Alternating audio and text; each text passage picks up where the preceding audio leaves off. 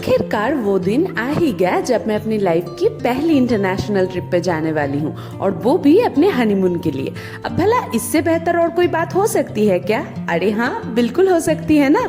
इस ट्रिप पे हम लोग एक नहीं बल्कि तीन कंट्रीज विजिट करेंगे। तो चलिए शुरू करते हैं। सबसे पहले हम लोगों ने कोलकाता एयरपोर्ट से एमिरेट्स एयरलाइंस की एक लंबी फ्लाइट पकड़ी।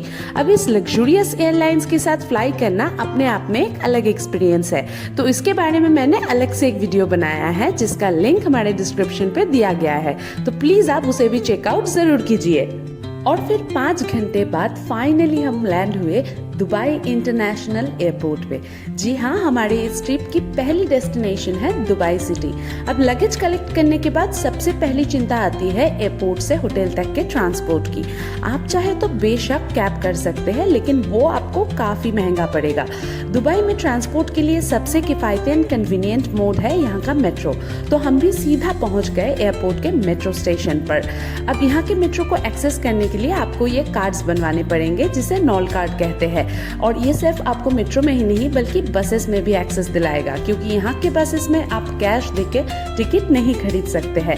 ये कार्ड्स को आप किसी भी मेट्रो स्टेशन से बना सकते हैं और ये रिचार्जेबल होते हैं। इसके लिए अलग अलग प्लान्स होते हैं। इन्हें रिचार्ज करने के लिए रिचार्ज स्टेशन आपको हर बस स्टैंड और मेट्रो स्टेशन पे मिल जाएगा। हमारी ये मेट्रो राइड आकर खत्म हुई बनिया स्क्वायर स्टेशन में, जो कि दुबई की देरा एरिया में सिचुएटेड है। ये एक बजट एरिया है यहाँ पे स्टे करने के लिए। यहाँ पे आपको काफी अफोर्डेबल रेट्स में अच्छे होटल्स एंड हॉस्टल्स मिल जाएंगे। अब आज हमारा पहला दिन था तो हमने थोड़ा आराम किया और शाम की तरफ थोड़ा लोकल एरिया को एक्सप्लोर करने के साथ ही साथ थोड़े लोकल कुजीन भी ट्राई किए। अगले दिन सुबह तैयार होके हम निकल पड़े अपने साइट सीइंग की शुरुआत करने के लिए, और इसका पहला डेस्टिनेशन था दुबई मिरेकल गार्डन। ये एक थीम बेस्ड फ्लावर गार्डन है जहाँ पे आपको वैरायटीज ऑफ फ्लावर्स, प्लांट्स और उनसे बने हुए खूबसूरत स्कल्पचर्स देखने को मिलेंगे। ये जगह इतनी कलरफुल है और इतनी खूबसूरती से डेकोरेट किया गया है कि आपको लगेगा आप किसी ड्रीम लैंड में आ गए हैं।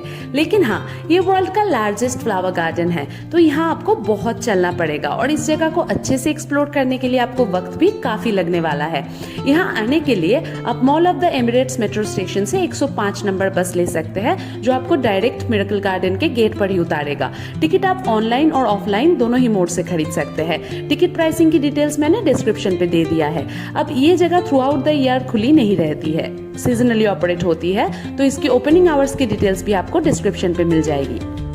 मिरेकल गार्डन से निकलते हुए हमको शाम हो गई थी, तो हम सीधे पहुंच गए हमारे नेक्स्ट डेस्टिनेशन, जो कि है ग्लोबल विलेज।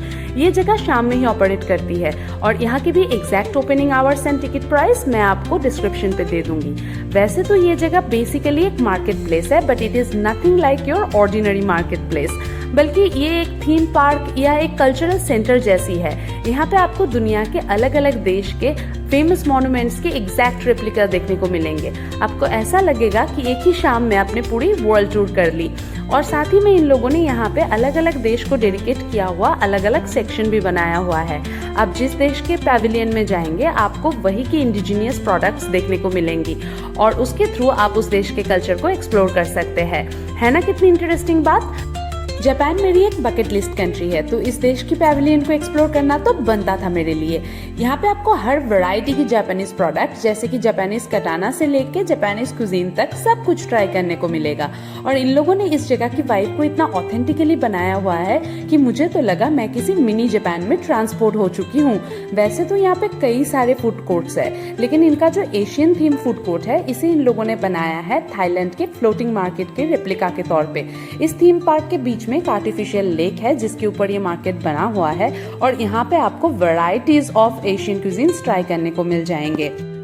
इसके अलावा भी यहाँ पे बने हुए अलग अलग देश के पैविलियन में अलग अलग फूड कोर्ट्स है, ताकि आप डिफरेंट कंट्रीज के वैरायटीज ऑफ कुजीन्स ट्राई कर सके।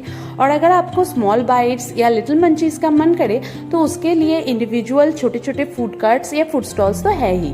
सच बोलूं तो इस जगह पे you are spoiled for choices. आपको समझ ही नहीं आएगा कि क्या छोड़ के क्या ट्राई करे। और ये जगह है भी एकदम ह्यूमंगस। मिरेकल गार्डन जैसा यहाँ पे भी आपको बहुत चलना पड़ेगा। वैसे यहाँ पे paid electric car service available तो है, पर वो बहुत फ्रीक्वेंट नहीं है। और सच बोलूं तो इस जगह को एक्सप्लोर करने की असली मजा तो आपको पैदल ही आएगी। अब अगर आप यहाँ पे कोई भी शॉपिंग नहीं भी करते हैं ना, तो भी आपकी शाम यहाँ पे कैसी बीत जाएगी आपको पता भी नहीं चलेगा। यहाँ पे हर चीज के दाम बाहर के मुकाबले थोड़ा एक्सपेंसिव तो है, पर वो हर थीम पार्क में ही होता है। और यहाँ पे क्वालिटी को लेकर चिंता करने की आपको बिल्कुल जरूरत नहीं है, क्योंकि प्रोडक्ट्स की क्वालिटी यहाँ पे काफी अच्छी है। अब आपको कैसा डील मिल पाएगा वो तो आपकी बार्गेनिंग स्किल्स पर डिपेंड करता है।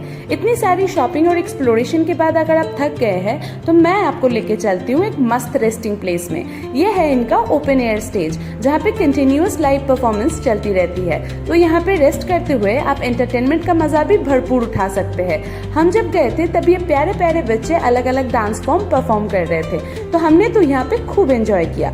यहाँ आने के लिए आप या तो कैब ले सकते हैं या फिर mall of the Emirates bus stand से 106 नंबर बस पकड़ सकते हैं, जो आपको सीधा ग्लोबल विलेज के पार्किंग लॉट के सामने ही उतारेगा। अब आती है बारी सबसे इम्पोर्टेंट इन्फॉर्मेशन की। ये जगह भी मिरेकल गार्डन जैसा सीजनली ऑपरेट होती है and through out the year open नहीं रहती। तो अगर आपको ये दोनों जगह विजिट करनी है तो अपनी ट्रिप की टाइमिंग थोड़ा ध्यान से प्लान कीजिएगा। पूरा दिन इतना सारा चलने फिरने के बाद हम तो बेहद थक गए थे, तो हमने अपना दिन यहीं पे खत्म किया और यहाँ से सीधा निकल गए अपने होटल के तरफ। ट्रिप के आगे की कहानी मैं आपको बताऊंगी नेक्स्ट वीडियो में, तो चैनल को लाइक एंड सब्सक्राइब करना बिल्कुल मत भूलिएगा। बाय।